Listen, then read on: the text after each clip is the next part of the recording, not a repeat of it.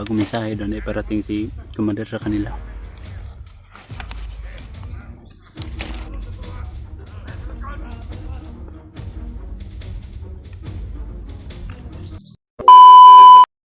Roger, init na kayo ba? Ang init na to. Nita tagkuan George sa tama ka paniud to kanang sipti-sipti na lugar, no? Di na kan napamtili nung ag. Napakay bugas ada. Na wala nang kuan si D. Nanglan na to na makuan. Kita na to sila Renz ug si Art.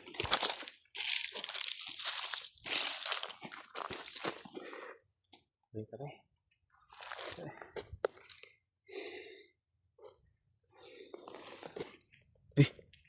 May mensahe si Con George.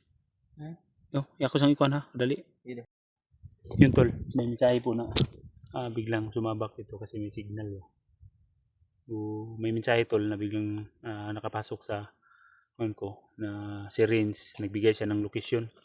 Kita na doon silang Art. Mas maganda.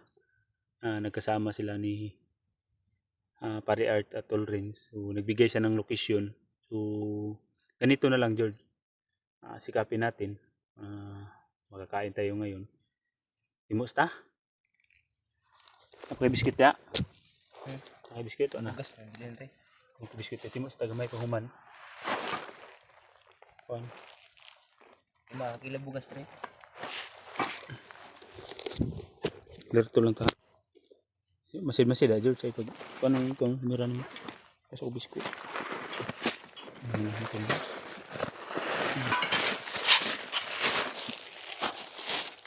Tol. May baon ka na. Saan ba ka na, George? Oh? Kana. 20 ra niya? Awards. Oo. Utang ni mo ni Suko Kung sa tadaan kayo.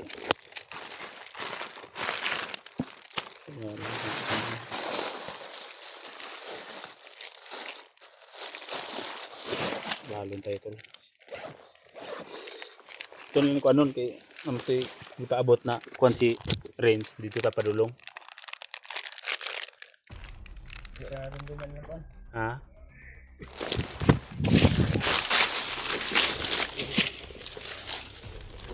Laban George.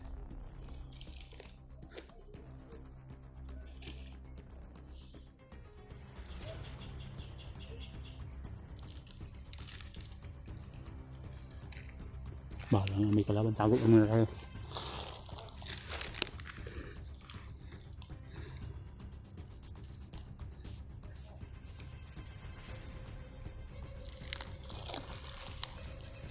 Pala nga pa.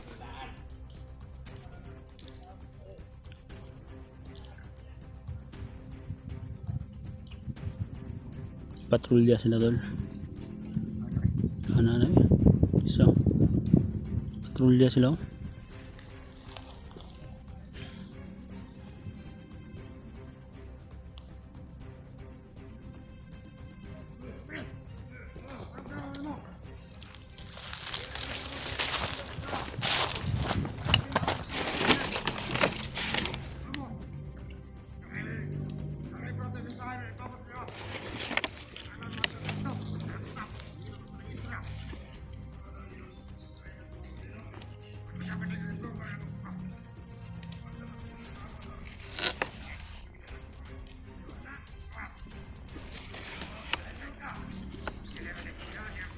Bagong dating pala dito tol.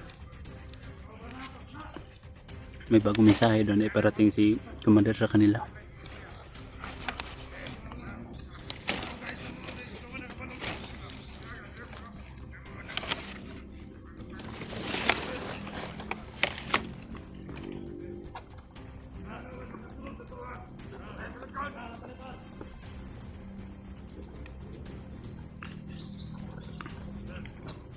Sundan lang natin sila George, hindi natin hilabtan. Hindi tayo pwedeng atakihin natin yan, ang dami nila. Posible may mga sniper pa nakaabang dyan sa unahan. Kumbaga, susundan lang natin at mag-iingat lang tayo para makakuha tayo ng impormasyon. Kasi sigurado ako talaga tol na Papunta dun yun sa bihag.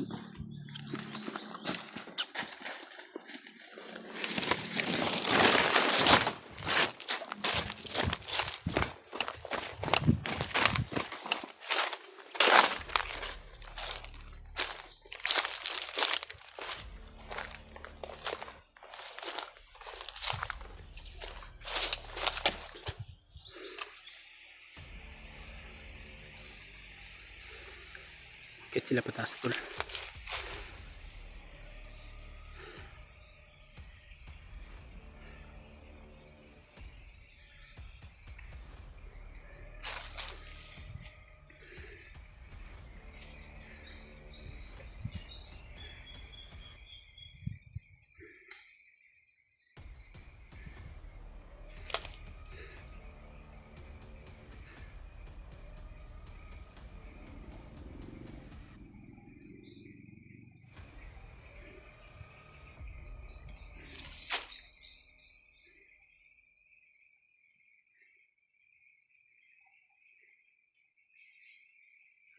Sniper.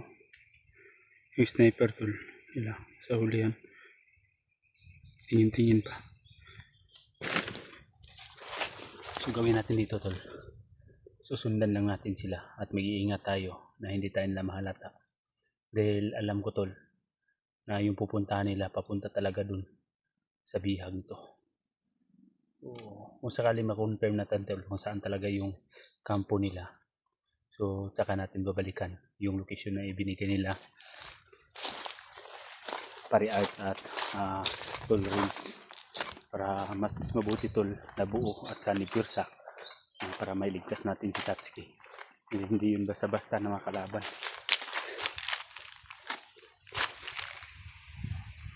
Dami talaga na layo na nila pero kumbaga susundan lang natin kung saan sila dadaan at gaya ng sinabi ko mag-iingat pa rin tayo makahalata sila at maglagay ng mga landmine. So ang pinakamabuti dito tol kung saan sila dumaan doon kami pwedeng dadaan dahil alam natin na safety yung dinadaanan nila. So kung dadaan tayo sa ibang mga daanan posible makaapak tayo ng landmine. George! Psst.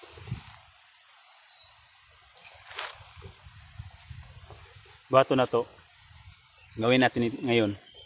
Hindi tayo pwedeng dadaan ng ibang mga daanan. Kumbaga dito tayo dadaan sa dinadaanan nila dahil safety yung dinadaanan nila sa kumbaga sa kuan ko lang ba dahil kung dadaan tayo dun sa kabila diyan tayo dadaan sigurado ako mga maraming landmine dyan nakatanim. Kumapakan natin baka masabugan tayo patay tayong dalawa. So, paano na si Tatsuki? Paano na ang pamilya natin? Paano na ating inang bayan? Mag-iingat lang tayo at gawin natin, susundan natin sila pero hindi lang tayo palapit ng palapit. Kumbaga magmalayo kukuha tayo ng mga kuan para masundan natin. Pag makahanap tayo ng magandang tsimpo may mga kakuan titira talaga tayo sa kanila. So ang pinakamaganda talaga na pag ma-confirm na natin kung saan sila pupunta tsaka pupuntahan natin yung location na ibinigay ni Pare Art pa og ni Renz. Camping na ta.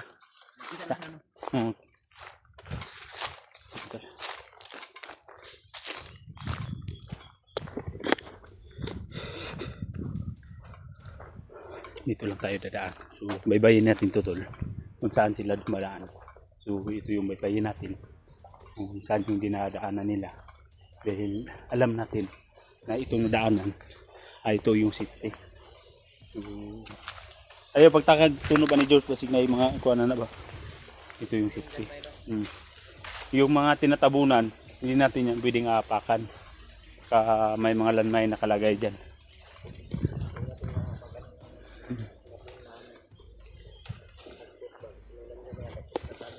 Ako mauna, din mo yung kamera.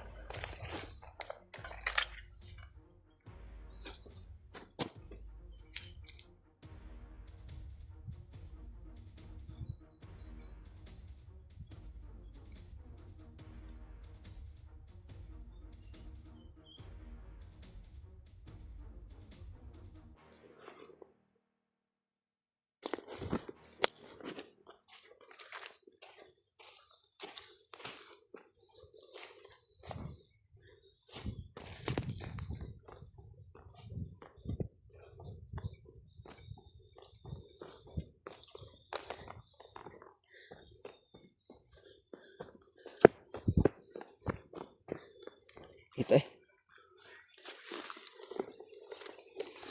Lawak na kabundukan dito tol. Sobrang init.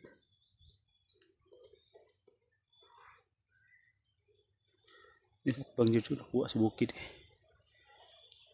May mga sigaw dun sa may ilog. Siguro may mga nagliligo dyan. O baka kalaban dyan.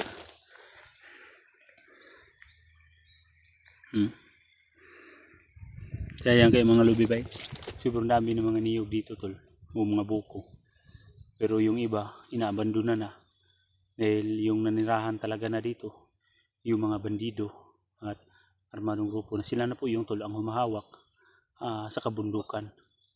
So kumbaga, inibinibenta na lang nila yung mga niyog o buko na nakuha nila para makasurvive sila. Pero ngayon, mahihirapan talaga sila ngayon tol na makapaglabas ng mga kanilang mga pagkain papasok dito sa loob.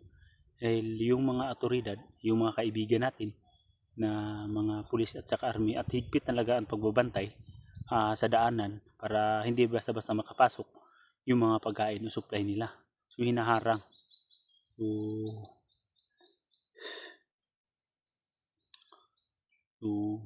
patuloy tayo. Mag-ingat lang tayo, George. Yun. Doon lang tayo kain sa taas ng bundok.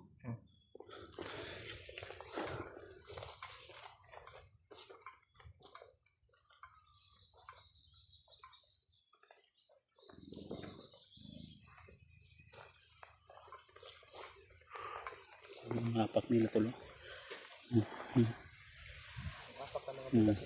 Safety ni. Safety talaga. Sigurado natin tol na safety talaga ditong daanan. Dahil nakikita natin na may mga apak ng mga boats o buta. Yeah.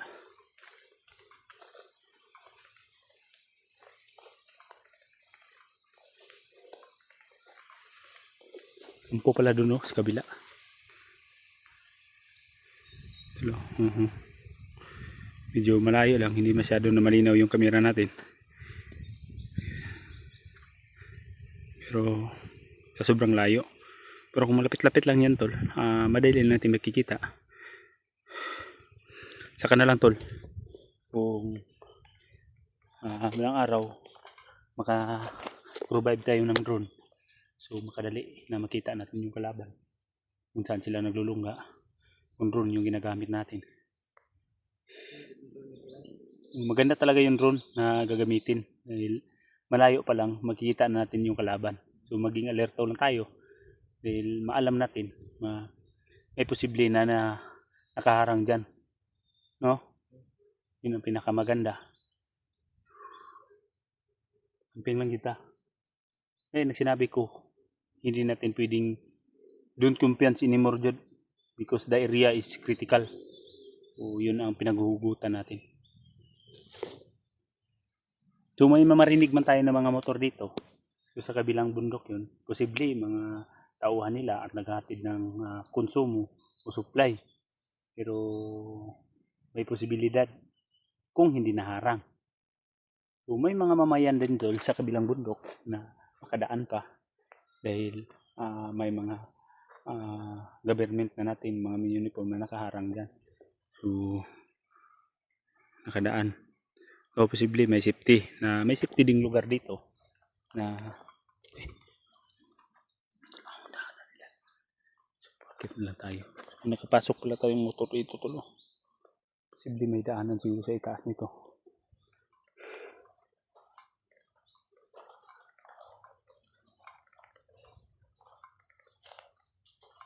Grabe. Bukas na tol yung karawan ng anak ko. Pero kung makaya nating bumaba, subukan natin.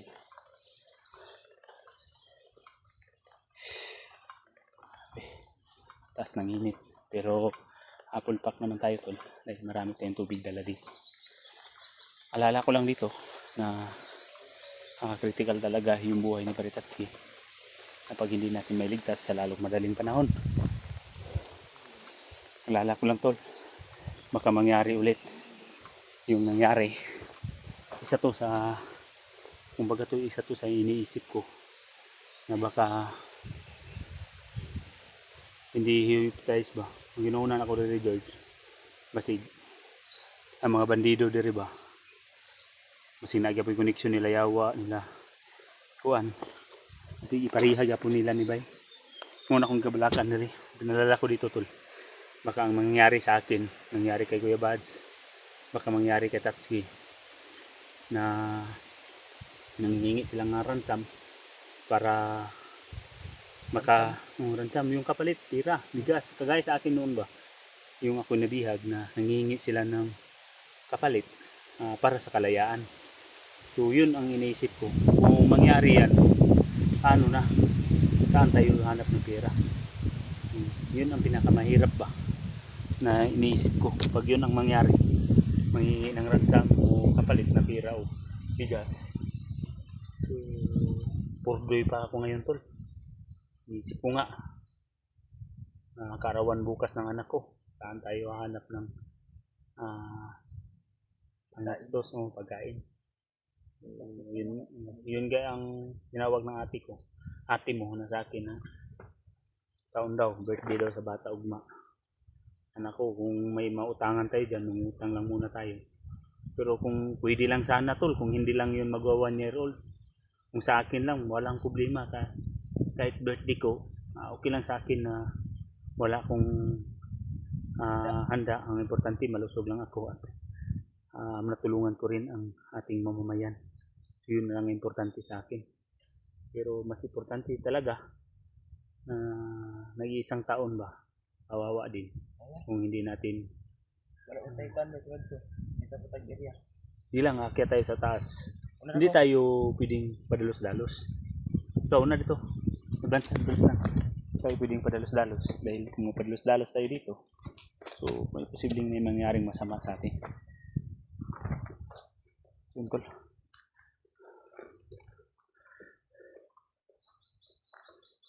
Si George na nauna.